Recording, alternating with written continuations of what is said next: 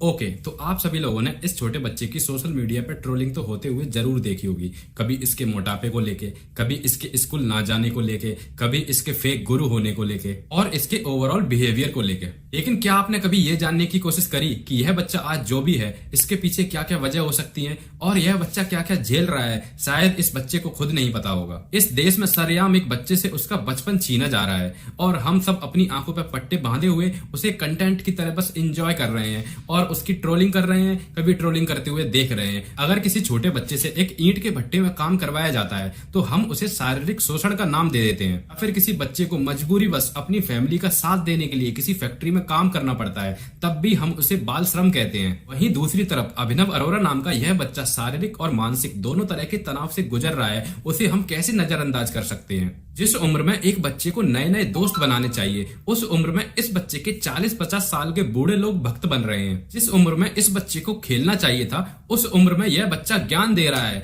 और लोग इसके चरणों की चरण वंदना कर रहे हैं। जिस उम्र में बच्चा खेल खेल के जब मन हो थक के सो जाता है, उस उम्र में अभिनव अरोरा का एक प्रॉपर शेड्यूल है। कब कौन सा इवेंट अटेंड करना है, कब कौन सा कंटेंट शूट करना है, सुबह 3-4 बजे डेली टाइम से उठना है। भला कौन सी माँ अपने बच्चे को डेली बिना किसी जरूरी वजह के 4 बजे उठते हुए देखना चाहेगी? किसी भी बच्चे की शुरुआती एज में सोना बहुत ही इंपॉर्टेंट होता है। सोते वक्त ही उसका शारीरिक और मानसिक विकास होता है। अगर किसी भी बच्चे की अपनी अर्ली एज में नींद पूरी नहीं हो रही है और उसका शेड्यूल भी इतना हेक्टिक है, तो फिर वह बच्चा obesity, diabetes, ADHD, anxiety, depression in जैसी खतरनाक बीमारियों का शिकार हो सकता है। यह तथ्य जानने के लिए आपको किसी भी तरह की साइंटिफिक रिसर्च करने की जरूरत नहीं है। सिंपल से किसी भी एनसीईआरटी की बुक पढ़ दीजिए या फिर आप सिंपल गूगल सर्च से भी यह बात जान सकते हैं। लेकिन हो सकता है अभिनव अरोरा के पेरेंट्स को यह छोटी सी बात भी मुझे बतानी पड़ेगी। अभिनव अरोरा की आज यह जो शारीरिक हालत है, यह जो मोटापा है, हो सकता है इस सब के पीछे उसकी इर्रेगुलर डाइट, इर्रेगुलर स्लीप और उसका हेक्टिक शेड्यूल हो।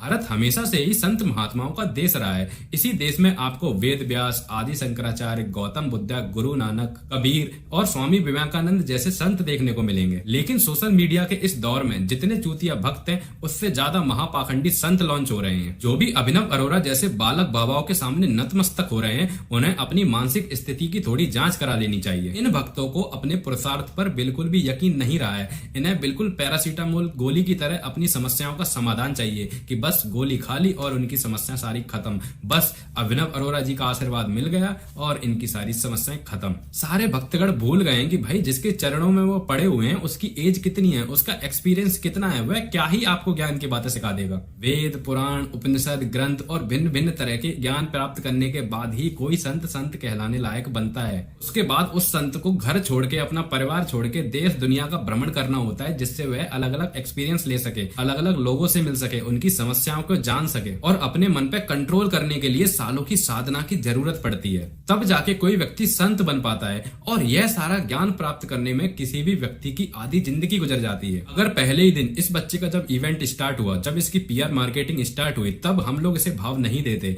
इसे लोग इन्वाइट नहीं करते अलग अलग इवेंट्स में, तो यह बच्चा आज इस स्थिति में नहीं होता। अगर शुरुआत से ही हम इसके पेरेंट्स को टारगेट करते और इसके पेरेंट्स को क्रिटिसाइज करते, तो हो सकता है यह सारा ड्रामा कभी शुरू ही नहीं हुआ होता। लेकिन हम सबने इस बच्चे को ट्रोल करना जरूरी समझा और बार बार कमेंट्स किए कि आज फिर से स्कूल नहीं गया। उसके पेरेंट्स को उससे इसी एज में पैसे कमाने हैं, तो बेचारा स्कूल जाए कैसे? खुद ही स्कूल में थोड़ी फीस सबमिट कर देगा और स्कूल की सारी क्लासेस अटेंड कर लेगा। उसके पेरेंट्स ही जिम्मेदार हैं। अगर वह नहीं पढ़ाई कर रहा है तो बच्चा तो वही करेगा ना जो उसके पेरेंट्स उसे करने को बोलेंगे। अगर कुछ सालों तक ऐसा ही चलता रहा ना, तो यह बच्चा किसी भी काम का नहीं रहेगा। इसके पास ना तो कोई योग्यता होगी, ना ही कोई स्किल्स होगी। इसके पास केवल एकमात्र करियर ऑप्शन बचेगा, वो है फेक गुरु बनने का। क्योंकि रियल गुरु बनने के लिए जो तपस्या, जो श्रम की जरूरत पड़ती है, वो तो ये बच्चा कर नहीं रहा। तो बस इसके पास फेक गुरु बनने के अलावा कोई भी ऑप्शन नहीं है। हालांकि उसमें पैसा बहुत है इस देश में, लेकिन जेल जाने की संभावना भी उतनी ही है। बस फायदा होगा तो एक ही इंसान का, वो है इसके पूजनीय पिताजी।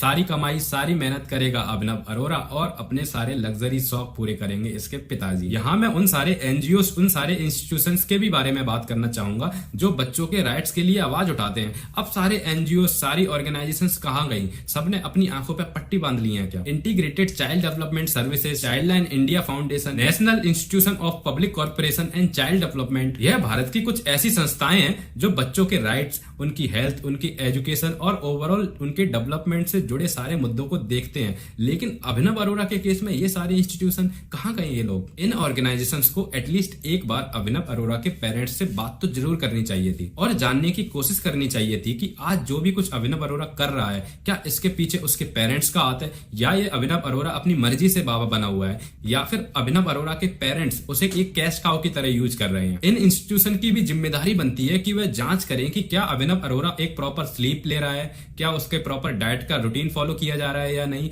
या फिर बस उसका शोषण किया जा रहा है। तो दोस्तों बस ये थी मेरी एक कोशिश आप सभी लोगों का पर्सपेक्टिव इस बच्चे के बारे में बदलने के लिए। इस बच्चे को ज्ञानी, बाबा इन सब नामों से मत बुलाइए। यह बच्चा बस हालात का मारा हुआ एक बच्चा ही है। और बस आप सभी लोगों से हाथ जोड़ के मेरी विनती है कि आप जिस भी व्यक्ति को अपना गुरु बना रहे हैं उसके बैकग्राउंड और उसकी योग्यता के बारे में थोड़ा बहुत रिसर्च कर लिया करें और अपने कर्मों पर विश्वास रखें।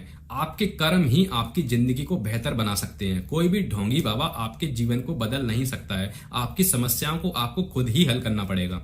तो दोस्तों अगर आपको मेरा ये वीडियो पसंद आया है, मेरी ये कोशिश आपको अच्छी लगी है, तो please subscribe to my channel. इससे मुझे मोटिवेशन मिलेगी ऐसे ही और वीडियोस बनाने के लिए। अगर आपकी भी कोई राय है इस वीडियो के बारे में, इस टॉपिक के बारे में, तो प्लीज वो भी आप कमेंट सेक्शन में जरूर लिखें। तो मिलते हैं नेक्स्ट वीडियो में, तब तक के लिए नमस्ते, जय हिंद, जय भारत।